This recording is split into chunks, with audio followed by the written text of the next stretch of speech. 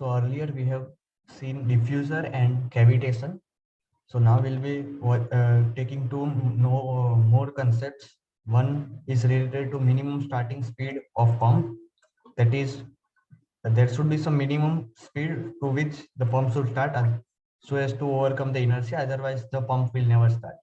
So we have the Euler's equation, that is the energy transfer equation, and this is written in terms of head. So E dot upon mg is equal to 1 by 2g, and this expression is given.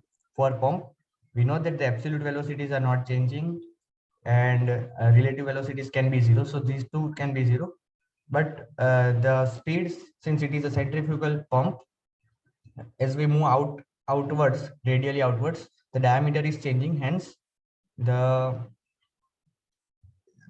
velocity at different points will keep on changing as we are moving outwards. So that's the that it cannot be zero. The velocities are absolutely different, and that is the centrifugal head in the centrifugal pump. So for the pump to operate, I want this change should be greater than the manometric head. So the manometric head is the head given by the pump. So, and we have known the efficiency expression for manometric efficiency. We have u1 u2 expression where the speed is involved, the rotational speed, and that's what we have to find, the minimum speed. So we know that the given energy should be greater than or equal to the manometric efficiency into the energy provided. This is the energy provided. This is the uh, theoretical energy, and this is the practical energy which we are getting. So for minimum starting speed, we should have this equality sign over here.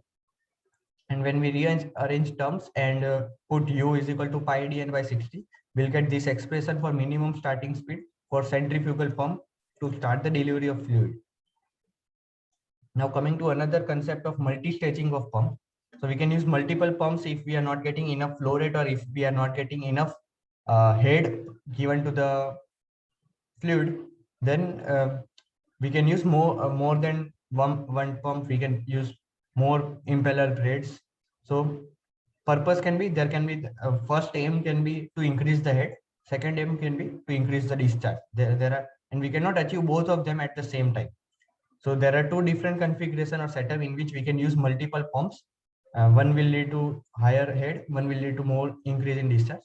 So when we put pumps in series, so what does that mean is, if I have a pump, if I have this inlet line, this is where my sump is, and I can put one pump over here, another pump over here, third pump over here. The inlet from here goes through here, outlet goes to second pump, this outlet goes to third pump, and then we have the resultant outlet.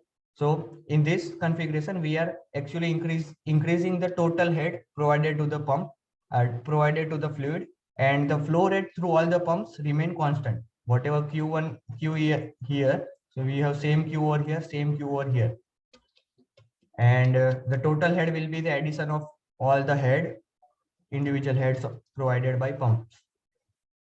And then we have pumps in parallel. What does this mean is, if we have a sump or reservoir over here, in parallel means we are having all pumps over here. The inlet line are same, connecting to the same reservoir, and then outlet, we have one common outlet, and all the pumps are adding to the same outlet.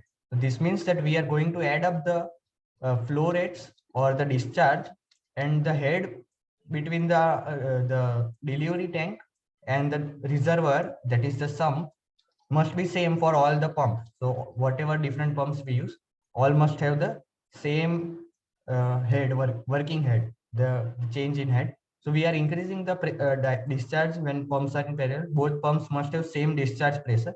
That is very important concept. Let me introduce to that.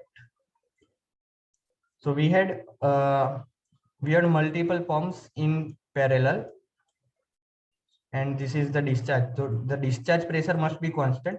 The suction pressure can be varying, that is okay, but the discharge pressure must be constant. Otherwise, if this is supplying at some pressure P1, this is supplying as pressure P2, and this at pressure P3. Sorry. And if these pressures are different, then what can happen? The the fluid which is, if let's assume P1 is highest, P2 is average, and P3 is the lowest, then the fluid coming from P1 pressure can go to P3 and P2 pressure can go to P3, because the pressure gradient is such. The highest pressure fluid can flow from higher pressure to lower pressure, and then the fluid should be exiting from the from this line, but there is a higher pressure over here, so the fluid can again enter in that pump back. So that's the problem. So the discharge pressure must be constant at all points. And let's take a look at one more concept of self priming or priming of pump. So this is also very important concept. Let's take this in next video. Okay.